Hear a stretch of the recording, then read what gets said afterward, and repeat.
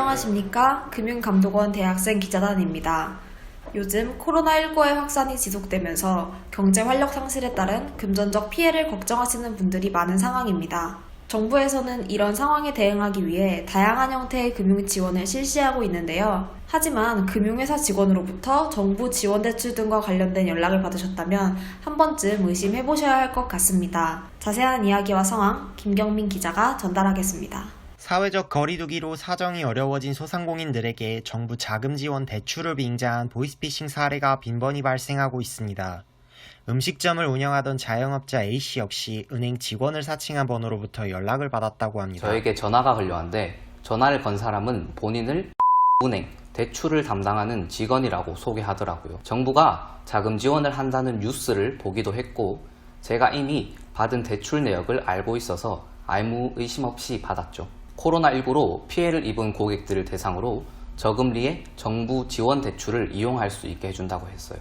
근데 제가 기존에 받은 대출을 먼저 상환해야지 더 낮은 이자율과 더 많은 대출을 받을 수 있을 거라고 하더라고요. 그래서 급하게 돈을 빌려서 알려준 계좌번호로 이체를 했어요. 코로나19 사태를 이용한 보이스피싱 범죄는 이뿐만이 아닙니다.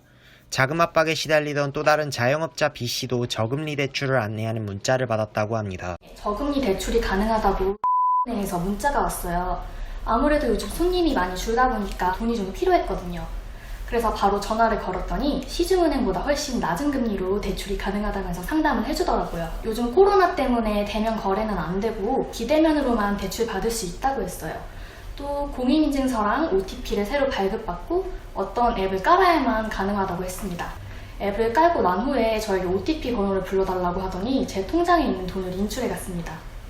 이처럼 보이스피싱 사기범들은 정부 지원 대출을 위장하는 등 자금 압박 해소가 시급한 국민들의 심리를 악용하여 범죄를 저지르고 있었습니다. 네, 취재해주신 내용 잘 봤습니다. 아무래도 코로나19로 힘든 상황을 악용하여 일어나는 범죄이다 보니 피해자분들의 피해가 더 크게 느껴지는 것 같습니다. 그럼 이러한 보이스피싱 피해를 막기 위한 대응 요령을 알아보겠습니다.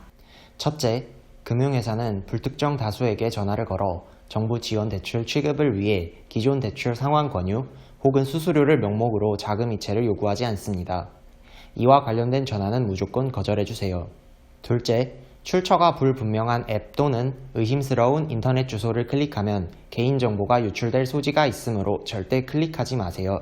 셋째, 대출을 받기 위해 신용등급 상향 작업이 필요하다는 명목으로 대출을 받아 이체하라는 권유를 받았을 경우 무조건 거절하세요. 금융회사는 작업비용, 수수료를 명목으로 자금 이체를 요구하지 않습니다. 네, 끝으로 보이스피싱을 당하신 경우에는 금융회사나 금융감독원, 경찰서에 즉시 지급 정지를 신청하시기 바랍니다. 그럼 하루빨리 코로나19가 종식되고 전 세계 시민 모두가 일상생활로 돌아갈 수 있길 간절히 바라며 오늘 뉴스를 마치겠습니다. 감사합니다.